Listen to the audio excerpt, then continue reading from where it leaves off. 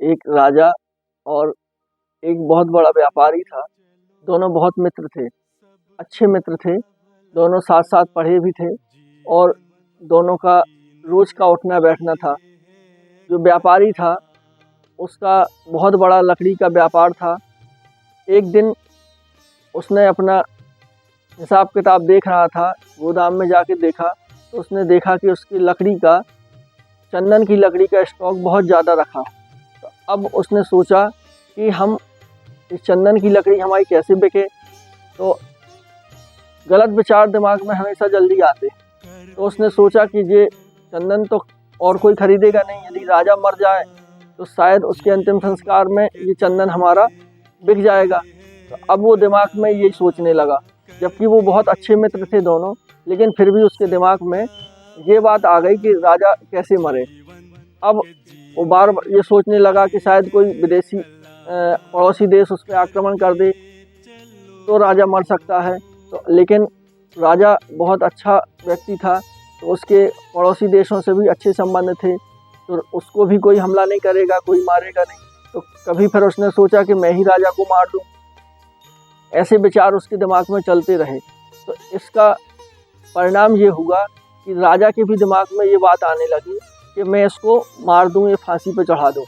तो राजा के दिमाग में जब ये विचार आया तो राजा ने अपने मंत्री से सलाह ली। मंत्री से कहा कि ये हमारा बहुत अच्छा मित्र है, लेकिन पता नहीं कुछ दिनों से मेरे दिमाग में ये विचार आ रहा है कि मैं इसको फांसी पर चढ़ा दूं।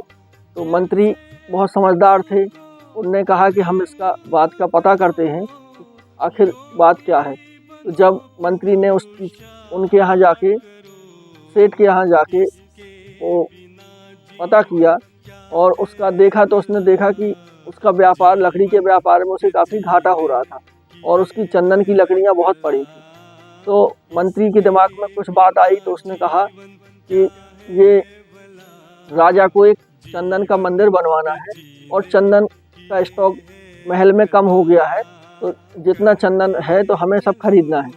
तो जब उसने ऐसी बात सुनी तो उसे बहुत आत्मग्लानि हुई। तो उसने सोचा कि हम राजा के प्रति ऐसा विचार कर रहे थे, जबकि राजा तो कितने अच्छे हैं। और जैसे ही उसका विचार बदला तो यहाँ राजा का भी विचार बदल गया। कहने का भाव ये है कि जो आज वैज्ञानिक रिसर्च में भी साबित हो गया है कि हमारे मन के जो वाइब्रेशन हैं वो दूसरों तक पहुँचते हैं। जैसे मोबाइल में SMS हम भेजते हैं, मोबाइल यदि नेटवर्क में ना भी हो तो भी SMS जब मोबाइल नेटवर्क में आता है तब वो पहुंच जाता है। इसी प्रकार से हमारे मन के विचार भी हैं।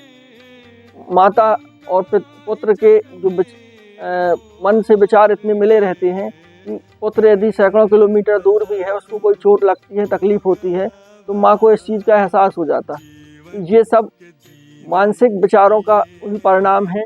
और टेलीपैथी एक विद्या भी होती है जिससे लोगों का इलाज किया जाता है। तो कहने का भाव ये है, यदि हम किसी के साथ मित्रता रखना चाहते हैं, अच्छा संबंध रखना चाहते हैं, तो उसके प्रति हम कभी भी गलत विचार मन में न लाएं। जो गांधी जी ने कहा था, 3 बंदर, बुरा ना बोलो, बुरा ना सुनो और बुरा ना देखो, उसमें शिवानी बहन ने जो कहा है कि 4 चौथा और जोड़ लेना चाहिए कि बुरा ना सोचो। धन्यवाद।